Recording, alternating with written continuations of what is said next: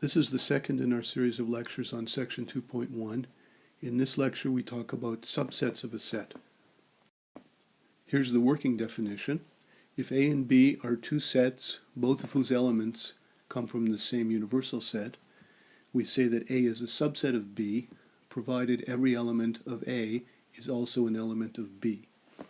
And the notation we use to denote that is given by this. It's best to write that in more detail using symbols.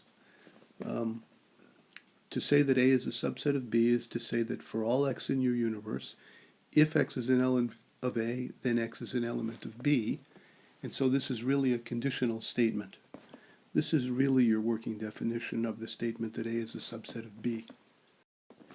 And so how would you prove that a given set A is a subset of some other set B? You would follow the usual format of writing a proof of something that looks like that. You would start by saying, let x be an element of the universe, suppose x is an element of A, and then you would deduce that x was an element of B.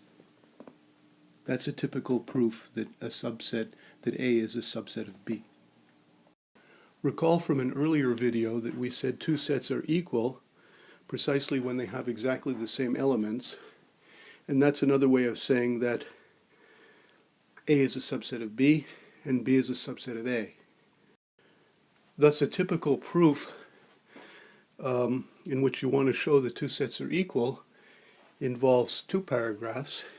The first one proving this, and the second paragraph proving this, where each of those proofs are done using this kind of a format here. We'll do an example of such a thing in the next video. So let's look at a few other kinds of examples. Let's begin with the first one. You have to tell me true or false, but you have to give me a reason. So is 1 an element of this set? So you have to view this as a set. You have to recognize that it's listing notation, and the elements are 1, 2, and 3. So in particular, this really is one of the elements, and so this one is true. Now what about this one here? Is this thing a subset of this thing? So what would that mean? That would mean that both of these things are sets, and every element of this thing is an element of this thing. Well, we might be able to view 1 as being a set, but it's certainly not a set in which the elements look anything like that. And therefore this is false. Now what about the next one? Is this object a subset of this object? So you have to view both of them as sets, and you have to ask yourself the question, is every element of this set also an element of this set?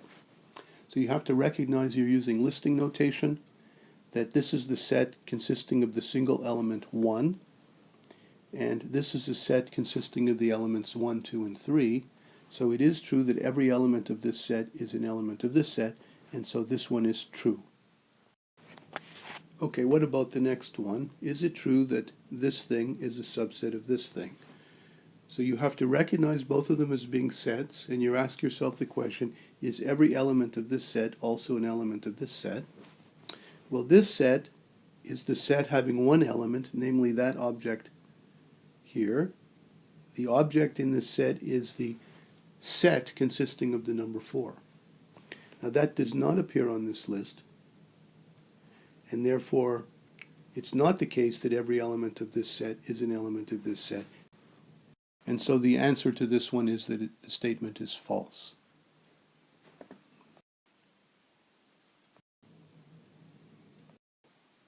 Okay, here's another one to try.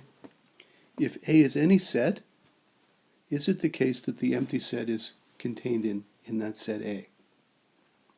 So I want you to think about that by writing down the working definition of this statement here as a certain conditional statement, and just seeing if that conditional statement is true or false. Put your video on pause and think about that for a moment.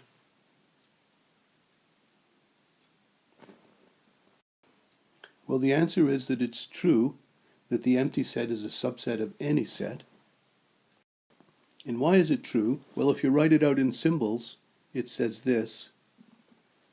It says for every x if X is in the empty set, then X is in A, that's a conditional statement in which the hypothesis is false, because it's impossible for X to be an element of the empty set. The empty set has no elements. And recall that whenever we have a conditional statement with a false hypothesis, by definition, that conditional statement is viewed as being true. We say that it's vacuously true. And so this is a true statement, and so it's certainly worth remembering that for any set A, the empty set is a subset of that. In future, when we talk about the power set of a set, in which we write down the set of all subsets of a given set, it's worth remembering that the empty set is always going to be a member of that collection.